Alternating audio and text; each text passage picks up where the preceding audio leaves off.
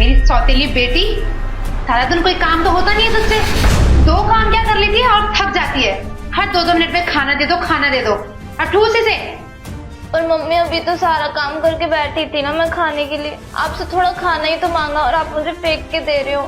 सारा काम तो मैं ही करती हूँ ना, रोज बर्तन धोती हूँ, कपड़े धोती हूँ, सारे काम करती हूँ। आप तो बस फोन चलाती हो बैठ के। ऊपर से पापा से और बोल देती हो कि मैं कोई काम नहीं करती हूँ।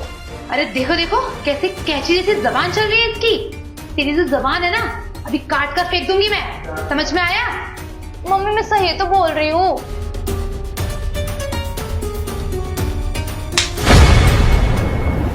मेरे से ना ज्यादा बकवास करने की जरूरत नहीं है, और तेरी कोई माँ वाँ नहीं हूँ मैं। और तू खुद को देख, कितनी मनूस है तू।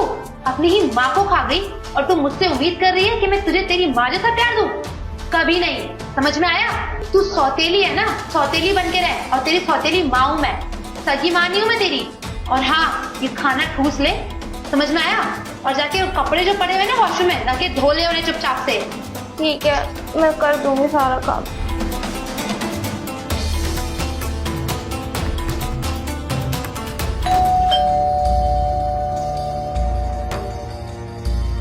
अरे बुआ जी आप? और पता कैसी है? और घर में कोई नहीं दिख रहा, कहाँ गए सब? मम्मी तो अंदर फोन चला रही है और पापा ड्यूटी गए हैं। मैं बस अभी सारा काम खत्म करके आई थी। काम खत्म करके आई थी? ये तेरा स्कूल का टाइम है ना? स्कूल जाना छोड़ दिए क्या? स्कूल से तो मम्मी ने नाम कटवा दिया, क्योंकि घर में ही सारा काम करते पूरा दिन निकल जाता है। अरे दिव्या, मैं झूठ क्यों बोल रही हो? अरे दिव्या, बुआ को बताओ 3 दिन से तुम्हारी तबीयत ठीक नहीं थी, इसलिए तुम स्कूल नहीं गई थी। और ननन जी कैसी हैं आप? और आज कैसे आना हुआ आज आपका यहाँ? अरे भाभी जी, मैं बहुत ठीक हूँ।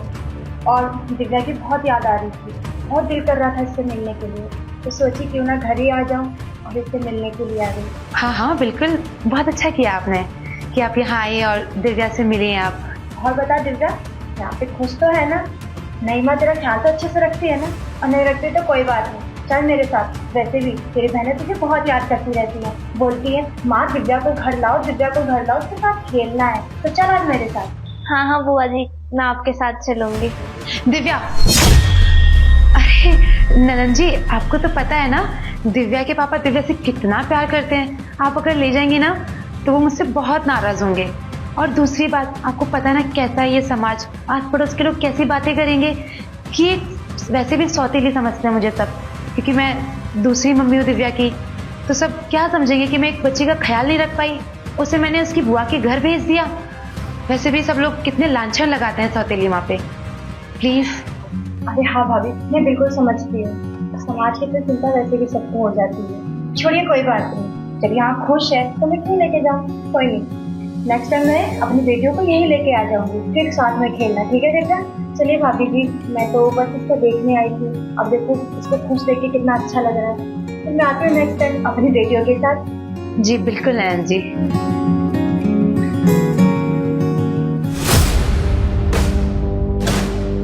और तू ज्यादा जवान चल रही थी तेरी बुआ के सामने पटर पटर। हाँ हाँ भाभी बस।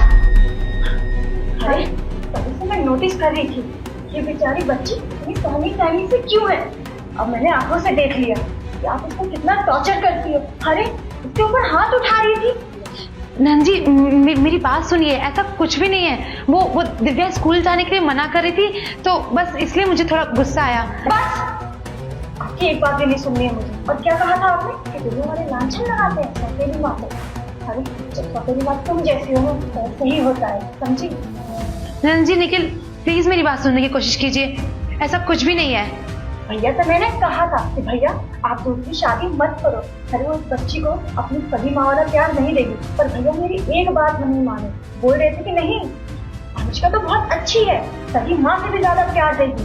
और मुझे तो बिल्कुल भी नहीं पसंद थी। भैया इस घर में जबरदस्ती तुम्हें लेके आ गए थे। और तो और आपने इस बच्ची का स्कूल बंद करा दिया। हाँ शर्म नहीं आती है? इस बच्ची को घर पे बैठा के इतना काम करवाते हो, इसको नौकरी जैसे खटवाती हो और माँ बनने जा रही है। हाँ माँ बनना चाहती है। अरे हाँ बस, तो मैं क्या करूं? एक तो मुझसे शादी करके लेकर आए यहाँ पर रोहित, और उन्होंने मुझे पहले से नहीं बताया था कि इतनी बड़ी बेटी है उनकी। इसके चक्कर में वो खुद का बच्चा भी पैदा नहीं कर रहे हैं। नहीं चाहिए मुझे ये, नहीं रखना मुझे इसका ख्याल। सारा काम करना पड़ता है मुझे इसका। थोड़ा सा काम करवा लेती हूँ तो कौन सी बड़ी बात है। कल को ससुराल जाएगी, सारे काम तो खुद से करने पड़ेंगे ना इसको। और क्या जरूरत है स्कूल जाने की, कल को जाके घर का काम ही करना है इसको। अच्छा, तो इसको कार सिखाने के लिए इसका स्कूल छुड़वा दोगी, इसको इतना मारोगी पीटोगी? हाँ, बस मैंने तो फैसला कर लिया। अब इस बच्ची को तुम्हारे साथ में 1 मिनट के लिए नहीं रख सकती हूँ। चलो बेटा मेरे साथ। लेकिन कुछ नहीं भाभी, अब ना बिल्कुल नहीं रखना मुझे इस बच्ची को इस घर में। और आप जैसी औरत के साथ तो बिल्कुल नहीं, जो एक औरत होके एक लड़की के ऊपर इतना अत्याचार करती है। और मैं तो सीधा भैया से बात करूंगी, आपसे क्या ही बात करूं मैं। चल बेटा।